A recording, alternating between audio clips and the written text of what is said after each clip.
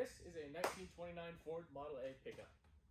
We have decided to put a Burtz Block engine in this, which if you've done any research on Model A's, you know is kind of one of the most hotly talked about Model A changes. There's no real videos of a full build guide or anything like that, so we've decided to go ahead and document this so that you can see our successes, our failures, and hopefully make a decision based on whether or not you want to do a Burtz Block. Let's get started.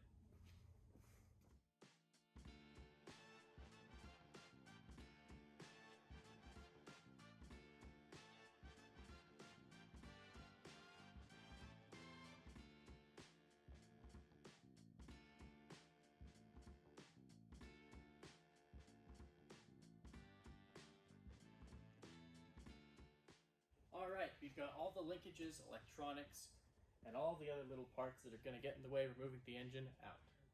So now we'll work on removing the engine itself.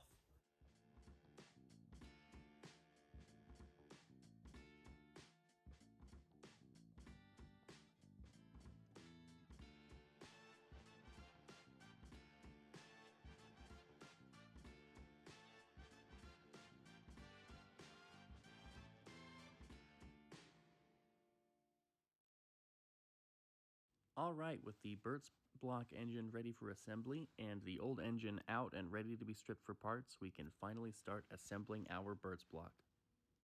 Now we've already taken the liberty of installing the crankshaft, pistons, and connecting rods. There's a great video, absolutely fantastic video on how to do this on a stock Model A engine by Paul Shin, link in the description. Amazing content, by the way. I recommend Paul Shin. He helped to get my grandpa's old sport coupe running. Beside the point, Burtz Block engine, same way you do a normal Model A engine, with the exception of including actual bearings, which is, you know, the main draw to the Burtz Block engine. So you just put in the bearings, put in the rest of the Model A engine components the same way you would any other Model A engine, and then move on to the valves. Yeah, we'll take a look at that. Alright, for those of you who aren't really familiar with how to do a valve job, the first thing that you really need to do is lap your valves when you're putting into a brand new Burtz Block engine, which is what I'm working on. For experienced engine builders of any kind, you already know what that is, but if you don't know, it's a pretty simple process. You just take a valve like this one, and you get one of these little suction cup tools. It's called a valve lapping tool, and you get some special valve compound. Now the stuff I'm using is 80036 Permatex. Right there, you can have a look. This is recommended for the Burtz Block and comes in the instructions for the engine. You just put this on here, and the process of actually grinding the valves is fairly straightforward. If you've ever done scouting or anything like that, you already know how to make a campfire with rubbing two sticks together. Same concept. You just grab this, rub the two sticks together, and push down. Just to rub the stick down on this, just push down a little bit.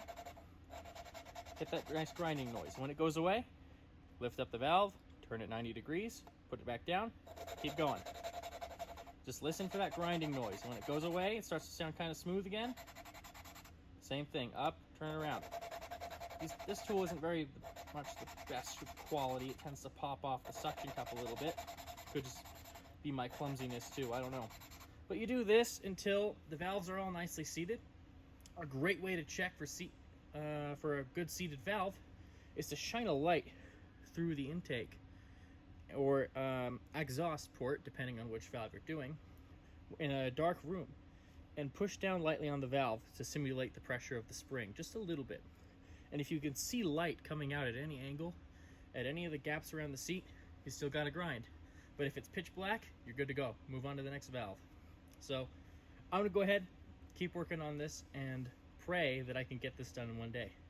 Alright, that's going to do it for me so far. I'm going to keep working on this Burtz Block, seeing what I can get together. I'll keep making videos and hopefully helping out a few people who are considering building a Burtz Block themselves. Now, before I continue this whole little documentation of what I'm up to, I have to put this out there. I'm not an expert. I've never built an engine before, much less a Model A engine. This is all new to me. I'm basically as amateur as you get. So if anyone sees this and says, oh, it's a better way to do this, you know, please send me a message. Any tips are greatly appreciated. Seriously, I don't know what I'm doing. I'm not an expert.